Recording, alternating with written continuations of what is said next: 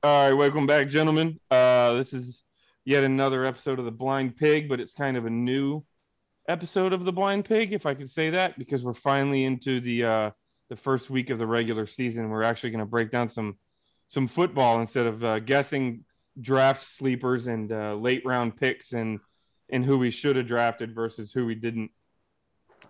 For those of you guys out there listening, all the ones or tens of you, I'm sure that you guys have subscribed to us. We're likely going to hold one of these once a week. Next week, we will be likely holding it Monday night because we have a Thursday night game. And by the time I get it uploaded, it's kind of late in the evening. So doing it Wednesday would limit the exposure, I guess, for lack of a better term. For those, if anybody's new to this, we are a part of bgobsession.com. One of the best member message boards following the everything Washington football team. As you can see, Paul's flag is in the mail, so don't think he's been left off the list. He's just north of the border, so there's some complications. Without further ado, usually I like to start this thing off with kind of not a curveball, but a subject that we haven't really had a chance to research, and then we'll get into the Chargers. But I want to throw it out there, open table. End of the preseason. We broke down the preseason. We broke down what we thought the roster was going to look like. We broke down what we thought this team was going to look like. What's your guys' reaction after the preseason is done? We've got a 53-man roster. Well, 52 and Curtis Samuel with one leg. And what do you guys think? How do you feel about the preseason and where we went? I think our draft is looking pretty good at this point. Of course, we don't know, but I don't think there's been any players that we drafted that we have been disappointed in. I mean, for God's sake, the guys we didn't draft, like Jarrett Patterson, has looked phenomenal. He's probably the most impressive guy in the whole preseason. I think Diami Brown has looked really, really good. Sam Cosmi, I think the first couple of reports we got where he looked clueless, and then all of a sudden he looks like he's getting it going. So that to me is the biggest takeaway, is that the young guys that we added look like we made good decisions and made our team faster, stronger, and better. That's my takeaway. I tend to look at preseason less for individuals. If someone stands out, that's a big deal, obviously. I love that Jarrett Patterson made the team. I just tend to look for large signals and something that I'll be looking for to see if it carries over. Among the good things, I thought the defense swarmed and looked like they hadn't missed a beat, and that was true pretty much for all three levels of starters and the twos and the threes. The defense played well. I thought the running game looked pretty competent. The one lingering concern I have is I thought pass protection was bad from jump all the way through each of the preseason games at every level. I'm a little concerned if there's carryover there. And we have a huge question mark at quarterback, for the last 20 years. But Fitz may be this, he may be that. We won't know from week to week, I think, with that guy. So I came out, I guess, if I had to grade it, as about a C, maybe a C+ for a preseason, and wipe it clean because none of it meant anything. I didn't get to see 12 quarters of football. I think I saw pretty much all of the first one, and then I saw bits and pieces of the second game. I didn't bother with the third one at all because I figured the third one was probably this year's version of last year's fourth one, and we all know what the fourth one was worth in the old format, right? You didn't miss much. Yeah, exactly. I mean, well, I will say, though, it was our bubble players against their starters. So for all the people that are critical about that last game, let's keep reality.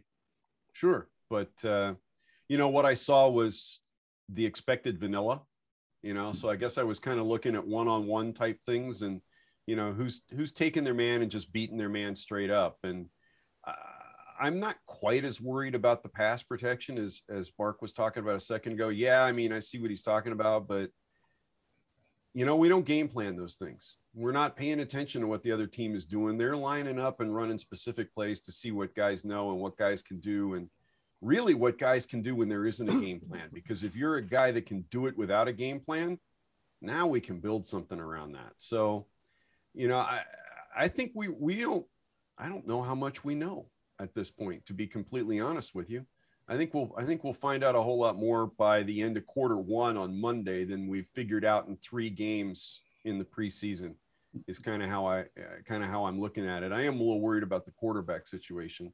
All we heard, was how Fitz was connecting with his receivers, and I didn't see it when he was on the field. But who knows? Maybe they're just goofing off until the real stuff starts.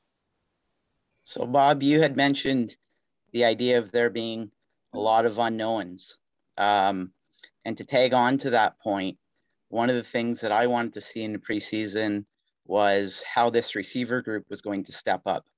And, you hear all the reports about Curtis Samuel. It doesn't look like the guy's going to get on the field. You subtract him from that wide receiver depth chart. I think there's a lot of unknowns behind Terry McLaurin. I wanted to see guys like Humphreys, De'Ami Brown make a big impact in the preseason. And yes, sure, we saw a few flashes here and there. I think Brown made a big catch against the Bengals, if I'm not mistaken. But for me, going into the season, I wanted to see someone really, grab the bull by the horns, so to speak, from a receiver group. And I'm not sure I saw that. And how that translates into the season, it could be a point of concern for us moving forward. It's hard, though, right, to judge a receiver in preseason because you got to have someone throwing the ball to have a chance to make a play. I was a little concerned that they let Harmon go. And I know Harmon wasn't their guy. He was here when they came, and he was hurt when they came. And I'm sure they evaluated him fairly and everything. But he was one of the few guys that has a recorded history of catching a bunch of balls and being competent. So I don't know what drove that. But I kind of have this little twinge of, I hope we're right about keeping some of the guys that were on the bubble. Because we let a pretty decent receiver go. But I guess we'll find out. Did you see the I'm sure everybody probably noticed that they announced the captains yesterday, and McLaurin and Logan Thomas, both captains on this team. Yeah. And Brandon Scherf, you know what that's all about, right? Yeah. Hey, Brandon, we love you. We made you a captain. But Allen's in there, and Everett's still a special teams guy. Bostic's in there. A bunch of them. Yep. Eric, what was your preseason take? Yeah. Eric. My overall look. I'm gonna prerequisite a lot of negative with the overall. I understand the preseason is like a spring training pitcher throwing 19 sliders in a row and 9 of them ending up over the center field fence simply because he wants to get a feel for it and see how it plays. So I get that. But I saw nothing to lead me to believe that this offense is going to be any different than it was last year. We hope it is. I think it will be. We have more weapons. If we get low 20s to low teens to high 20s quarterback production, this team is vastly improved to what it was last year. But I was watching overthrown passes, and I was watching bad pass protection, and I was watching Jarrett Patterson running into the back end of his guard for 4 plays, and him having to make 3 or 4 athletic plays in order to get a 20-plus yard run, as opposed to the gaping holes that you want to see when your offense, when it's man on man, I'm bigger and stronger than you. I'm going to beat you because this is my job to beat you. I got to comment on one thing you said, Derek. You were talking about Fitzpatrick overthrowing receivers, and I was having Kirk Cousins flashbacks because that was the thing that always drove me crazy about Cousins is you could count on him at least for a quarter, missing 2 or 3 long downfield throws to wide open receivers because he could not control his adrenaline. And he almost always settled down later in the game, but it used to drive me crazy. And I don't know if it struck you guys, but in the second game, Fitzpatrick missed at least 2 touchdowns because he could not calm down. One of them that was surprised me for a veteran, the guy that's supposed to be Mr. Ice. One was to Logan Thomas, who was in NFL standards was wide open. He was 2 steps on his guy. There was nobody over the top, and he was at the goal line when the ball was in the air, and there was nobody between him and the goalpost. I mean, that's a touchdown pass. That should be a touchdown pass 10 times out of 10 by an NFL quarterback. And I'm not saying Rich Fitzpatrick's not an NFL quarterback. I guess my bigger point is we saw – forget the game planning. Forget prepping for the Bengals and the Patriots. Forget prepping for the Ravens. Forget all of that. Fitzpatrick was missing receivers, and he didn't touch the field in the third game. Tom Brady threw 2 touchdowns in the third game. Josh Allen threw for 150 yards in the third game. Pat Mahomes threw 2 touchdowns in his third game. Those are 3 MVP caliber players who are not in the first year of an offense, who have proven at the highest level that they can do it on a consistent basis, all 3 of which played on championship weekend last year, and none of which have to learn a new offense with new players. So I guess my biggest level of frustration was we didn't see Fitz in the third game, and I don't get why. You're risking injury? Fitzpatrick's a stopgap. Like, what do you – not that I'm saying his leg isn't important. Like, got it, you don't want him to get hurt, but our season doesn't hinge on Fitzpatrick. Our season hinges on our defense. So if something freak happens, that you write that off, and that is what it is, unfortunately. It's more valuable for him to have those reps, in my opinion. Play a half. Play 3 or 4 drives, something. It doesn't even – you don't need McLaurin on the field. You don't need Gibson on the field. But something so that offense can get game reps.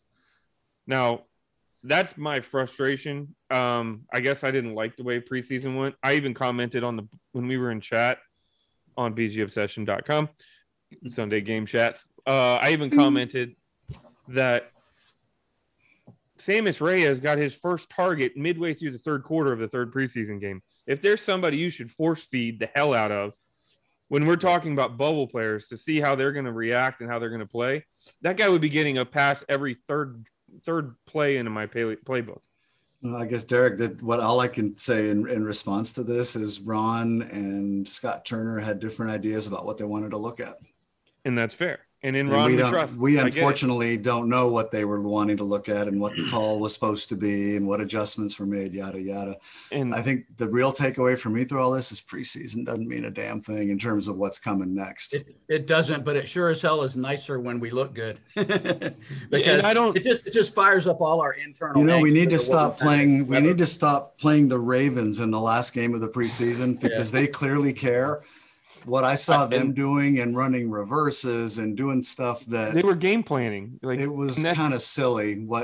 So I guess if we want to, I get that, and to a point in Ron we trust. I get it, and I agree with it. Don't risk it. It's not that important. If we've got our franchise quarterback, sit him. If you know he's going to be ready for week 1, that's fine. But I here's my point. How many years have we started slow? Last year, we had 8 sacks against the Eagles. And if it wasn't for 8 sacks, we're not winning that game. We better not start slow. If you're going to sit in this isn't some line in the sand against Ron. He's forgotten more about football than I'll ever know. But I guess my point is I'm going to feel real uneasy if we have another slow start. Even if we win against the Chargers, if we find a way to win 13-10 or something and the offense looks inept, and then we're going into a short week against the Giants, who have a decent defense, who are, another NFC East team. That's going to just be concerning, and I hope I'm wrong. I hope things work out. I hope we come out guns blazing. I just haven't seen anything to make me believe it's going to happen yet. I don't know. I'm a believer in the old days and the old ways. I still remember the Super Bowl year that Gibbs lost every single preseason game, and not by a little bit either. And we all groused. I mean, every fan I knew was like, "Oh, this is going to be the worst season ever," and then it was the best season ever. And so I kind of like those years where we look horrible all during preseason because I feel like it bodes well. The problem is, it's been a long time since we looked better than horrible anywhere. I don't even care wins or losses. I want to see a drive. I want to see the first team offense drive down the field, and then you can look and say that is what they're capable of. We had some moments. We didn't finish anything. We didn't finish any drives. Right. The defense looked good. And I'm going to finish this on a positive note. I saw a lot of good things coming out of this team. Some surprises. When we have guys walking the street right now who were starting games for us last year at wide receiver, at linebacker. So that's a positive. That's a net positive. Not that they're walking the street. I don't hope anybody gets fired, but more the fact that we've brought in enough talent in a short period of time that not only did they tumble down the depth chart, they tumbled off of it. And there's 4 or 5 guys who can take their place and they can move on. Yeah. So anyway. Gee, I wonder who we have first up to see what our team's all about. I think nice little segue, Mark, but I think this is going to be an interesting test. And I'm going to throw out a point to you guys. Obviously, we have the Chargers coming up this weekend on Sunday. I don't know how you guys want to do this. Do you want to have a little discussion and then at the end of these things, we just kind of make a prediction, or do we leave it all to a conversation? Do we even want to go on record for any of this? Or we could just go back to the schedule, the schedule preseason schedule in a nutshell, where we pick game by game, record by record, and hold it to each other. I think we've got to say what we think is going to happen at the end. That's the only reason for anyone to stick around. That's true. So, Chargers, what stands out to you guys? What do you like? What do you not like? Where do we go from here? What are we going to see Sunday? So, I'm always going to jump in first because that's what I do. I want to talk about the coaching staff and the reason I want to talk, not our coaching staff, the Chargers coaching staff, because I don't really hear a lot. I don't hear it being discussed a lot out there on social media. I mean, people reference that they've got a new coaching staff, but they're also penciled in as a playoff team. They had Anthony Lynn, who was their coach for 4 years. I'm surprised they fired the guy. I mean, I know. So in 4 years, without getting too much into the weeds, he won 9 games his first season, which, by the way, is 2 more than we won last year, right? He won 12 games and took him to the playoffs his second year with Phillip Rivers on oxygen and crutches. And then last year they won, I think, 5 of their last 8 games, and 4 of the last 4 games, they won all of them with a new quarterback. So that just kind of blows me away that they dumped the guy. But I guess that's the way the NFL is. Then they bring in Brandon Staley, who has he's been a linebackers coach for 3 years and has 1 season of experience as the Rams defensive coordinator. So now maybe I hear a lot of Sean McVay comparisons. Maybe he's a white guy. He's smart. I don't know what is that. I think everyone gets compared to Sean McVay now. He's young. He's not Sean McVay. And I don't know, man, that to me, I'd be a little nervous about that if I was a Chargers fan. And you're also taking a rookie quarterback and asking them to do a 3rd offense in 3 seasons, from college to his first offense last season. And now you're asking them to run Joe Lombardi's offense, who is another guy, the new offensive coordinator. He's been a OC for 2 years with the Lions, but then he's been a quarterback's coach for the last 5 years.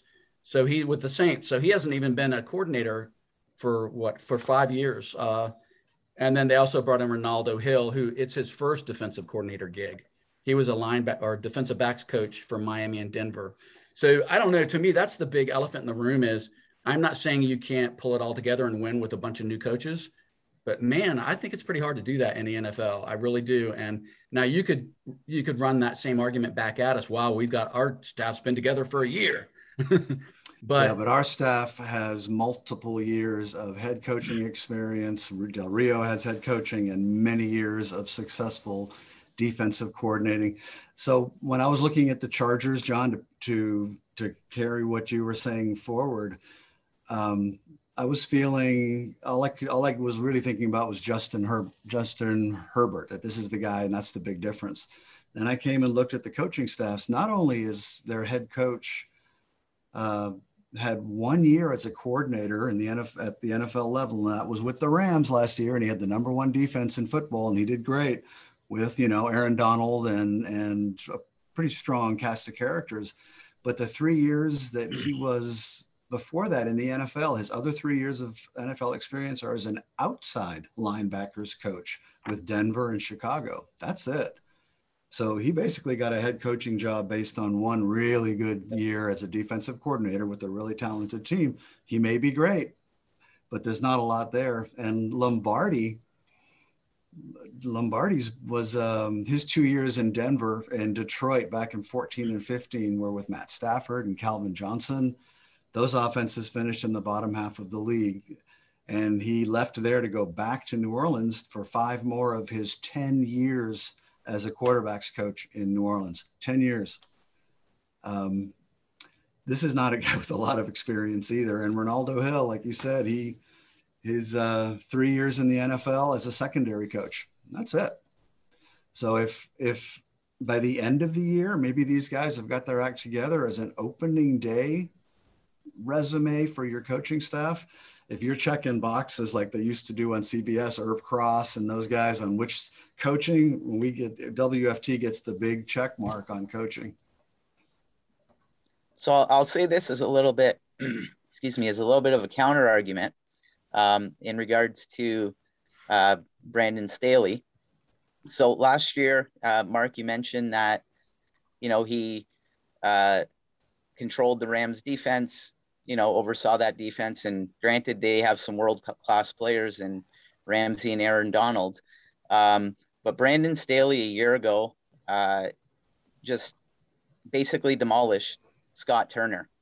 Nobody really talks about it, but you think back to that game that we played the Rams a year ago, we probably had our ugliest game offensively on the season. I think we got maybe 110 yards of offense if we were lucky. I think we rushed for under 40 yards. We didn't even throw for 100 yards in the air. Who was quarterbacking in that one, Paul? Well, I think I'm not being sarcastic. I'm asking honestly.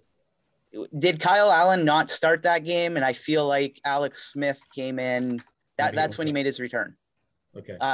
But regardless, I mean, we averaged 2.1 yards per play in that game. I'm staring at Scott Turner in this game, and for him, this should be a revenge game. I think it's going to show a lot about who Scott Turner is. If he has that ability to adjust, can he adapt and be innovative? Because that Brandon Staley is going to implement a lot of the same things that he likely did against us a year ago. And, can Turner turn it around? That's what I want to look at. And it's not like he's got no-name guys to work with with the Chargers either. I mean, granted, this wasn't a top 2 or top 3 defense last year, but it also wasn't, dead last in the league. Bosa's not a small threat by any stretch of the imagination. And if I remember correctly, he plays on the right-hand side of that defense, which means we got a rookie trying to handle him. Am I wrong in that? He's listed weak side. I mean, take that for what. So that would be Cosme, right? So we're going to find out a lot about Sam this week, but we're also you're right, we're going to find out a lot about Scott Turner. Is Scott going to leave Sam out there on an island and expect him to handle that? Are the Chargers going to game plan to try and beat that intentionally? I would assume so. They're going to try to confuse. They'll try to confuse him and throw stunts and all kinds of things at him. Yeah, if I'm the opposing defensive coordinator, I look at a rookie right tackle and go, we're gonna try that early, and if it works, we're gonna do it often until they figure out how to beat it, and we're gonna do something else. But they have a rookie tackle too on the left side coming into this one. Slater, right? Rashawn Slater, their first round draft pick. Yep, his first at bat is against Chase Young. Welcome to the NFL, Mr. And Jack Del Rio, who will be scheming that up too. Oh, yeah. And I don't know if they'll start him, but they also have Asante Samuel out. I presume he'll be a starter. I haven't seen. He's listed as the second guy behind Chris Harris. Yeah, but he'll be on the field plenty. So one thing that I haven't heard mentioned yet, because we've been talking coaching, and this will kind of be a part of that. But something nobody's talking about, and I don't understand why nobody's talking about this. Justin Herbert played as many downs in the preseason as I did. And he's a second-year quarterback in a new offense with a defensive-minded coach who showed flashes last year, but yes, he looked good, but I'm not going to sit here and say he had some level of control within the offense that you could literally go into a season with him not taking a single snap and be confident that he's going to be ready. I didn't see any discussion on why that was. Is there intel on why they chose not to play him at all? So, well, I think they had big injuries last year in the offseason, so that could be part of it. But he's not the only one. I saw that. I actually wrote him down. Derwin James did not play a down. Eckler, who's apparently maybe questionable, and he's questionable. He did not play a down. Corey Linsley did not play a preseason down. Brian Beluga did not play a preseason down. Linville Joseph did not play a preseason down, and Jared Cook did not play a preseason down. These are all starters in a new scheme. Didn't get any game time. Well, we assume starters. Well, their depth as the starter. Yeah. I mean, I'd be okay if Herbert wasn't a starter. Well, yeah. I wasn't talking about Herbert, but yeah. Eckler's a starter. I'm looking at Belaga's a starter. He was actually a full participant today in practice, but he has been nursing a groin injury. So you've got a rookie on the left side and then a guy with a groin injury on the right side, and then you've got Chase Young and Montez Sweat looking down the barrel. The biggest concern out west, I may or may not have spent a little time looking at Chargers message boards earlier today. The overwhelming concern among their fans is the offensive line. They're starting 4 out of 5 new guys. And the 5th guy is Bulaga, who's coming back off injury. And to a man, everyone is saying if that guy goes down and we have to start shuffling pieces, we're in big trouble. I think at this point in time, no matter who you are in the NFL, you look at a game against the football team and you go, I'm worried about my offensive line. How many years has it been since we could say that? But, let's face it, the strength of this team is the front 4. And actually, I think you can probably get away with saying the strength of this team is the front 6, because even when we swap out our starting tackles for the 3 and 4 guy, we're not giving up a lot. Ioannidis and Settle could start for a lot of teams in this league. And if you're an opposing fan and you're not taking that seriously and you're not wondering if your offensive line is going to be able to handle it, I don't care whose offensive line we're talking about. You're not a student of the game. And I think that's where it all hinges. So now I come back again. Your quarterback working with 4 out of 5 new starters on the O-line in a new system. Who's calling the protections against a top 3 or 4 defensive line in the league? Who's adjusting your you know what I mean? If there's a blitz on a corner, where's that coming from? Where are you practicing this in real time? Yeah. Something I heard about on the radio also that's not being talked about. Justin Herbert has also played in front of the same number of NFL fans as I have. Last season, he played in empty stadiums. This is true. This year, he has never played in front of an NFL crowd. So those cardboard cutouts were brutal last year. Oh, it's nuts. You don't know. All 3,000 fans that were allowed into the stadium at the end of last year. So again, I come back and I wonder, and it's similar to the approach that Ron had. And I asked the same questions. What are you thinking? You're going to throw this guy in front of this defensive line for the first time in front of an NFL crowd in an NFL stadium with a new offense, 4 new offensive linemen, possibly your best playmaker not on the field. You could argue between him and Keenan Allen with Eckler. I mean, that's a gamble. One positive about their O-line, just to kind of balance what we're talking about, they did only have one really big offseason signing, free agency signing, and that was Corey Linsley, who's like the greatest center of all time from the Packers. So they did add like a major talent right there in the middle of their line. But I agree with you overall. It's like the other thing is, despite how great Herbert looked last year and all the records he set, and he did set a bunch of them, he did get sacked 32 times. So it's not like he's Mr. Escapability back there. He has a lot of talent, but that's a pretty healthy number of sacks.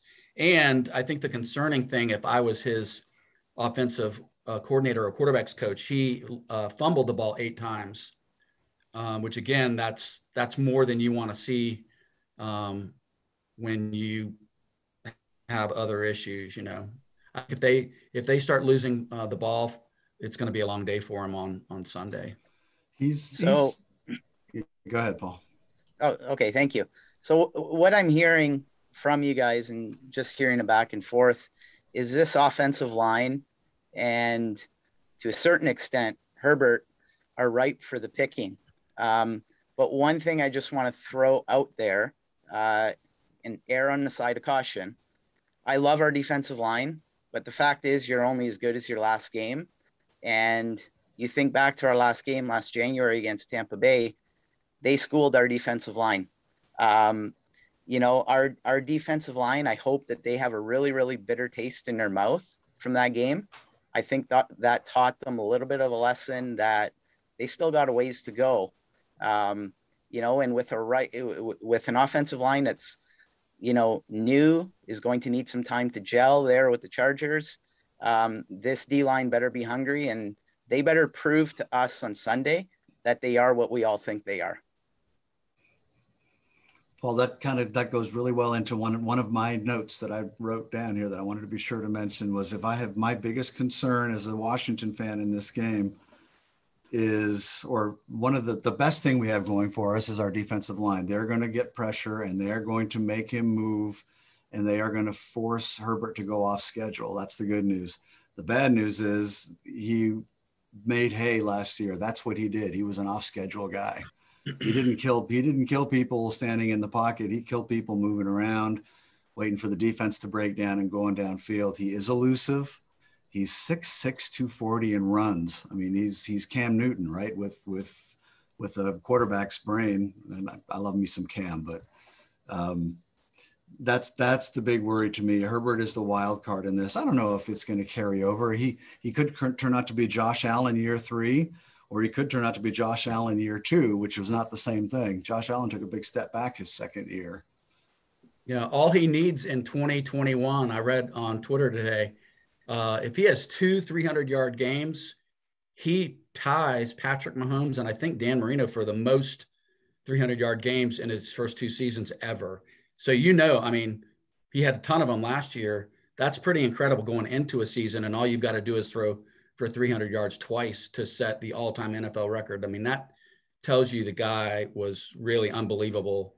I mean, he was a rookie of the year, so obviously he was unbelievable, but I mean, he can definitely throw the ball. And he's got one thing we haven't really talked about is they have some of the best skill position players on any offense. I mean, they've got Eckler, and I think Justin Jackson's their backup running back, Keenan Allen, Mike Williams, Jared Cook, and Donald Parham. I mean, they have some really good targets, offensive weapons for him to use.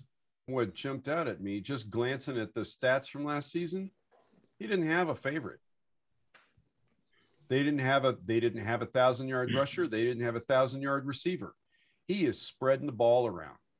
It's whoever is open. It's whoever's doing the work.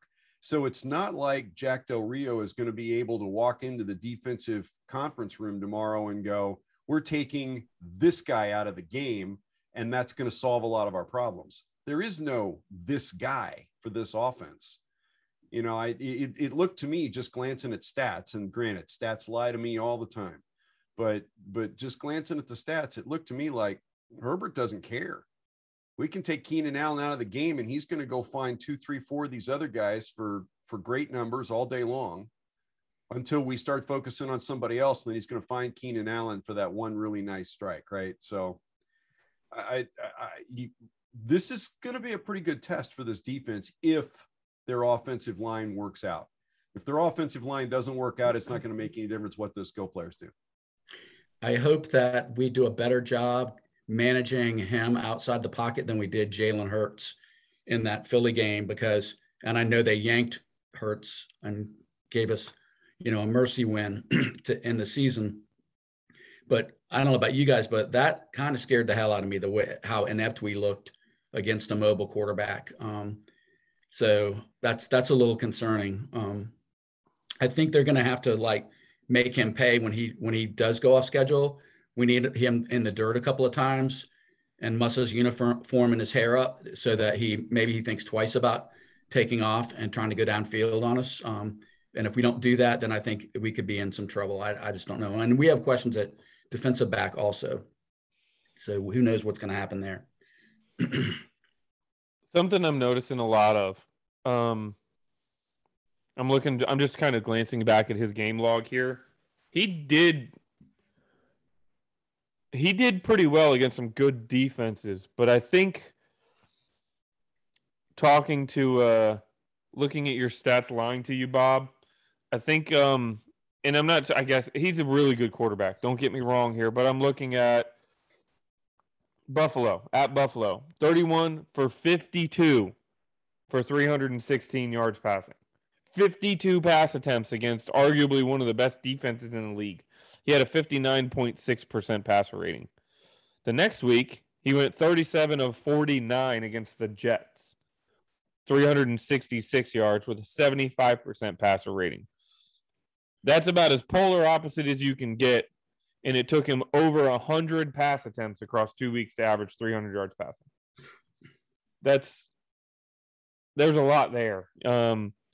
595 total pass attempts last year, and if you look, a lot of this was comebacks and it was garbage time. Well, I shouldn't say a lot, but it was comebacks. Against New Orleans, ended up going to OT and losing it 30-27. Against the Chiefs, the second time they played them to end the season, overtime, 23-20, threw for 311 yards. Denver, they lost 31-30. He threw for 200. So he played some really good defenses, but I wonder how much of that sneaky stat is in there that almost like you said about Fitzpatrick, the old Kirk Cousins, mantra. Kirk Cousins would throw for 4,500 yards, but how much of it was while the game mattered? You know, Herbert is going to be a good quarterback, I think, as long as he can stay healthy. So I'm not trying to poo-poo him, but it all still comes back to what we talked about a minute ago, and that's he was doing this in the first year of an offense, and he got better as the year went on. How's he going to start? Because ultimately, that's all that matters to us. All I care about is his first 4 quarters of the season. Yeah, because we don't see him again. At least, and it would be a long time before we did. Oh, yeah. So we've kind of talked about their offense and we've talked some about the defense. What do you guys think if you're Turner and Del Rio, what do you think the game plan is as far as attacking them? A good game plan. I think it's right down the – sorry, go ahead, Paul. No, you go ahead. I'll go after you. I think it's right down the meat of the defense. I'm looking at their talent. I had their depth chart up, and then it started playing ads, so I closed it. The most of their talent on the defensive side of the ball lies outside of the numbers, in my opinion. Derwin James, because he's a versatile safety, Bosa, and those guys. In the interior, I think we need to go right at them. A lot of Logan Thomas, a lot of Antonio Gibson, a lot of that middle of the field stuff. Get Derwin James to the outside. Don't try to beat Bosa to the edge. Take the athleticism away from it. Try to control the line of scrimmage. Of course, you could say that about every game.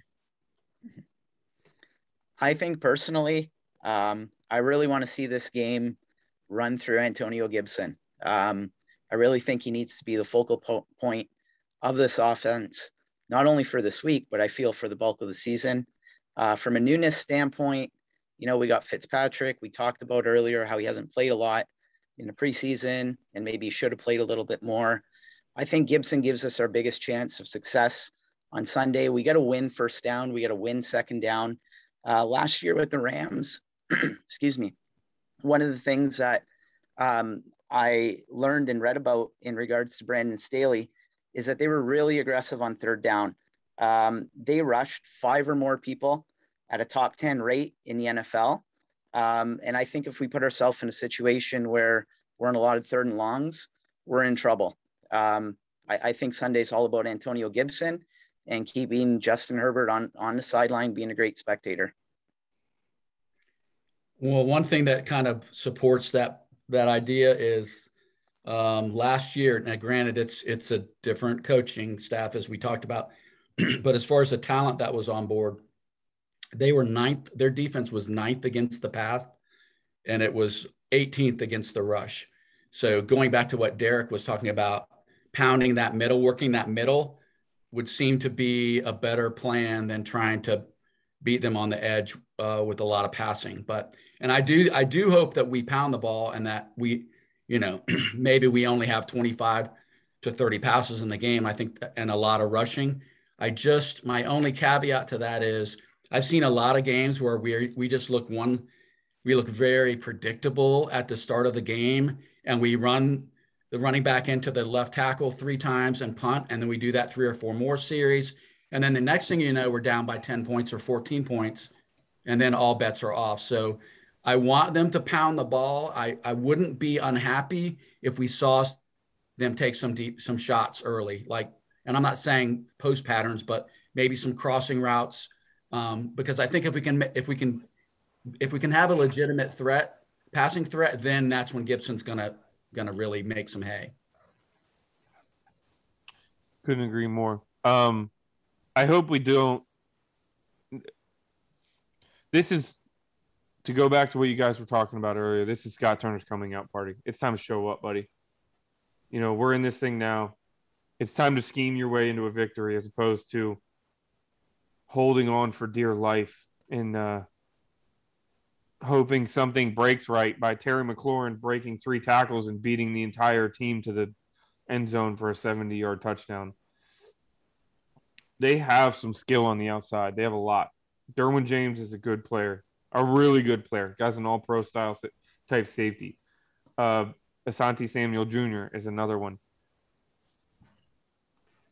I don't see us having the playmakers on either side of the ball to look at them and get into a shootout and try to win this football game. Because then you're just hoping that Justin Herbert rookies or does what second-year players do and struggles. And I don't think that that's a recipe for winning. I think we're going to need to make things happen, but I think we're going to have to do it smart. It's not going to be multiple shots downfield. It's not going to be 30 crazy attempts and you just hope 3 of them hit and that's 21 points and that's how you win the football game. So guys are harder on Scott Turner than I think I am. I kept thinking about last year with Turner. Think how the offense looked with Taylor Heineke starting against Tampa versus how it looked with Dwayne playing or Alex taking a 3-yard check down on 3rd and 8 over and over and over. I don't think we have any idea what Scott Turner's offense is going to look like or what it's capable of doing because we haven't seen it. I think he's been making the best he can with Dwayne Haskins, who shouldn't have been starting in the NFL, with Alex, who was a hero, but probably shouldn't have been starting in the NFL because he couldn't move and he couldn't throw it more than 15, 20 yards effectively anymore. The only offense I've seen from Scott Turner that I'm sort of feeling good about is the way he looked with Heineke. That offense looked pretty dynamic. Taylor was going down the field.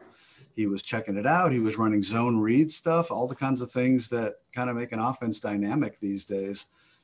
I don't know that Ryan's going to run a whole lot of that stuff, but I think that Scott actually can use his whole toolbox in this game. He's got a guy, NFL quarterback with a strong arm who knows how to read defenses. We haven't seen that from Turner before, and neither has San Diego. Neither has what's his name, the defensive coordinator. He hasn't seen what Scott Turner can do with a legit quarterback either. So I'm a little more or up on Turner and the possibilities than I'm hearing from some of you guys. Yeah. By the way, how long was I cut off on there? My technical difficulties. I was in the middle of a rant. I don't know, 3 or 4 minutes. We didn't hear it, man. Yeah, It was really good. It was timeless. probably the best stuff you've ever done. Unbelievable. So most of you guys have talked about, what you want to see on the offensive side of the ball. I want to talk about the defensive side of the ball. If I could write the script for Sunday, they get the ball first. And I want Jack to unleash the dogs. I want to go after them early and often. I want to bring an extra man every single play to start this game. I want Herbert to end up either in the dirt or throwing the ball out of bounds. I want 3 and out, and I want Herbert to know that it is going to be a long damn day, and he's going to have burgundy helmets in his face until the ref blows the final whistle. And I want the offensive coordinator to stand there and go, what the hell am I going to do the next time we get the ball? That's what I want to see. And none of this, let's see what they're going to do stuff. I want Jack to bring the guys out and say, this is the way we're going to play today. This is what we're going to do. And they're going to spend the rest of the day responding to us.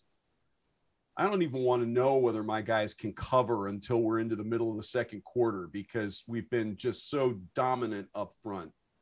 I mean, we've talked ad nauseum about how weak their offensive line looks, at least on paper. I really want to see a game plan that tries to exploit what I see as that weakness. Now, granted, Jack may look at tape of them and go, this offensive line isn't that weak. We're going to do something else. And to quote you, Derek, Jack's forgotten more football than I'll ever know. So, I got to trust that, but I want this defense to just go Neanderthal on these guys. Well, not let up. My only comment to that, and I agree, I want to see pressure, but just to play devil's advocate here, Jack could look at this and say, my 4 guys can beat their 5 guys, and they're going to do it consistently enough that I don't need to bring extra people. So while they have the playmakers, I can afford to drop people back, let my 4, the trenches, and control it. And we can make his life a living hell and not give him an outlet. Yeah, and you're absolutely right. He may say that, but my thought process here is that opening drive, I don't want to take any chances. Believe me, I err on the side of aggression. I don't want Herbert to come out and hit a really nice 2, 3, 4 passes in a row and get his legs under him. Rhythm. Yeah, he hasn't played. He hasn't played a competitive down of NFL football since the last week of December. I don't want him to get all excited after 3 or 4 plays and feel like he's picking up right where he left off. I want him to wonder if he's ever played this game before. I'm with you. Time since we know he's prone to cough it up. So that's the other reason to unleash the dogs, is because you fumbled 8 times last year. Let's make it 25 this year. I mean, and I think, like Mark was talking about how good he is outside of the pocket and on the off schedule stuff. That's why you've got to do what Bob's describing, which is you've got to get hands on him, and you need to dump his face in the dirt a couple times so that he thinks twice about taking off every chance he gets. He's not the only one, man. I would love to see some press coverage on the outside where the cornerbacks just positively stood up and popped wide receivers in the mouth at the line of scrimmage, to start the play. I would just love to see all out aggression from the defense to start this game. You want to settle down later and play a more strategic match, that's fine. But I would just really like to see something almost prehistoric in terms of, just absolute violence. I don't know. What did Doc Walker used to say? That guy's got some dog in him. You want to see the dog in him. Exactly. Gronk, get quarterback. Exactly. That's it. No, I'm with you. I was just playing devil's advocate. I want to see pressure. I want to see the shots on both sides of the ball. Make them forget, take them off guard. Let's be on offense for a change.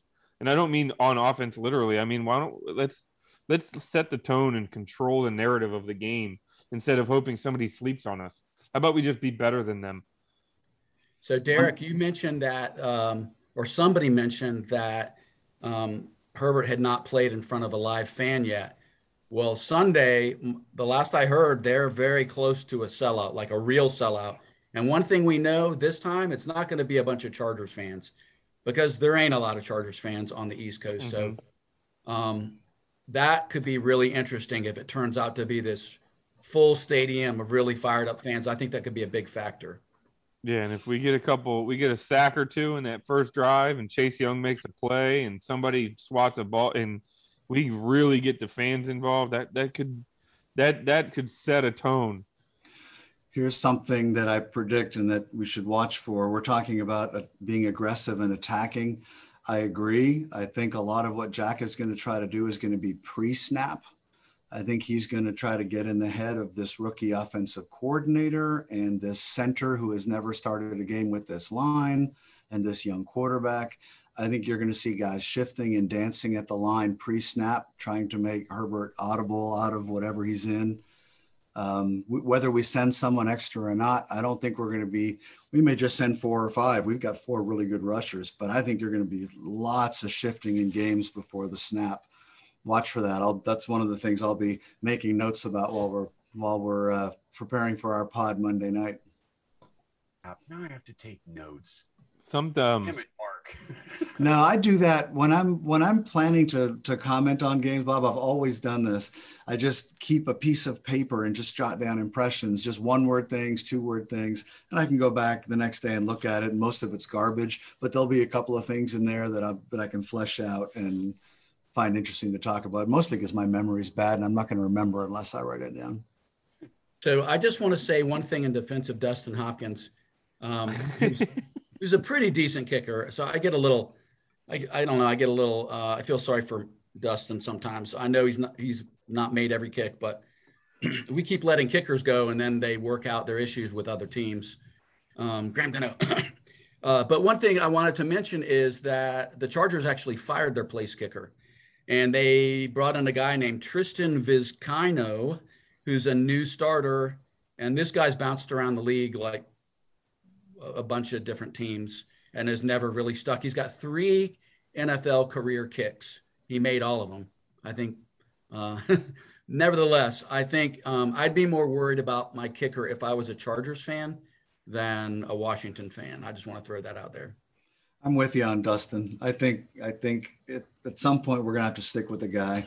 If he misses 3 or 4 game-winning field goals in the first half of the season, that's a different story. But I think we need to let that play out. He's strong on kickoffs, and he seems to be a stand-up guy. The teammates seem to like him. I agree. Hold on to the guy until we have to get rid of him.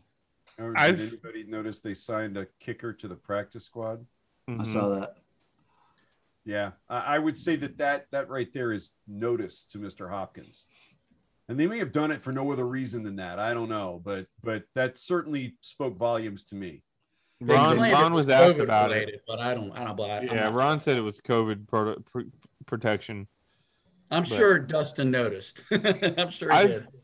John, there's usually a second kicker in camp, if nothing else, to spare the starter all the kickoff coverage drills, right? To give the guy a break, and also so they can have someone available if our guy goes down or gets hurt, they can bring him back quick. So. Sure, in camp, yeah, but I don't remember the last time I saw anybody sign a kicker to the practice squad.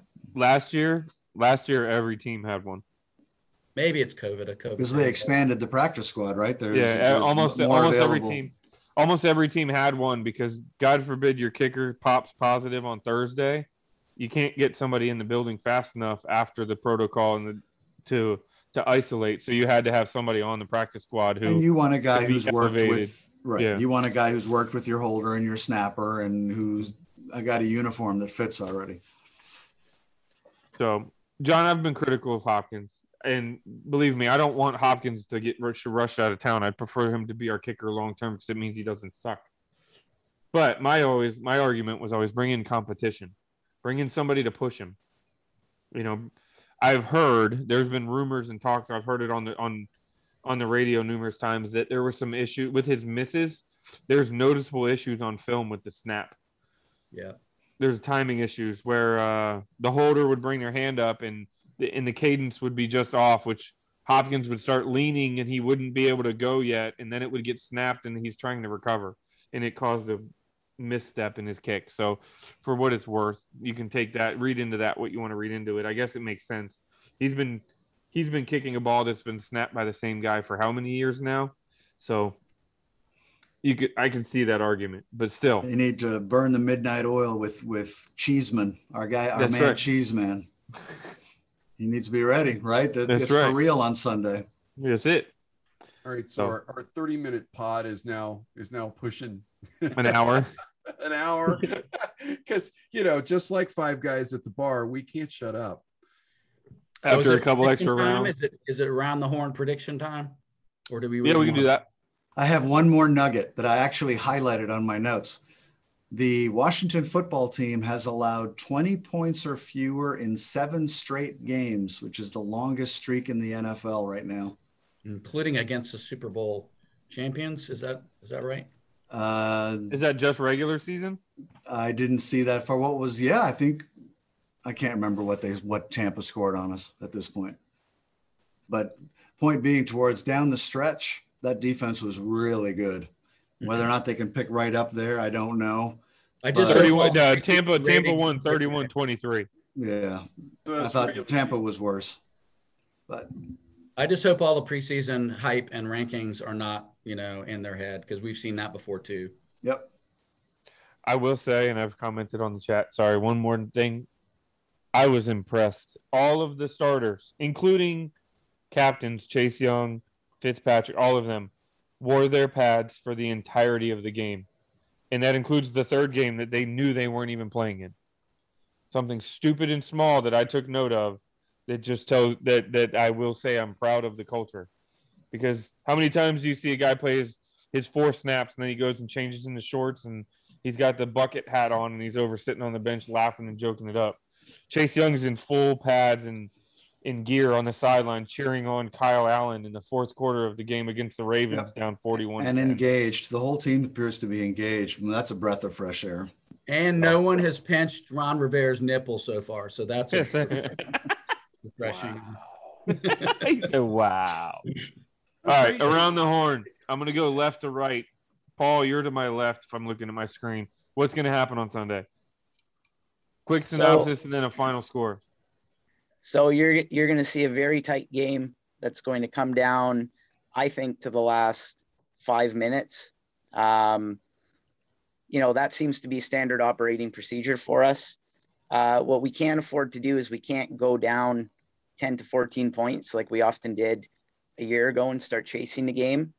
Like I said, I think if we control the game with Antonio Gibson, I think we're going to put ourselves in a position to win the game on a late Dustin Hopkins field goal. And I think he's going to silence many of his doubters to a certain extent. I think we can pull this game off 23-20. All right, Bob, you're next. Should we be taking note? 23-20.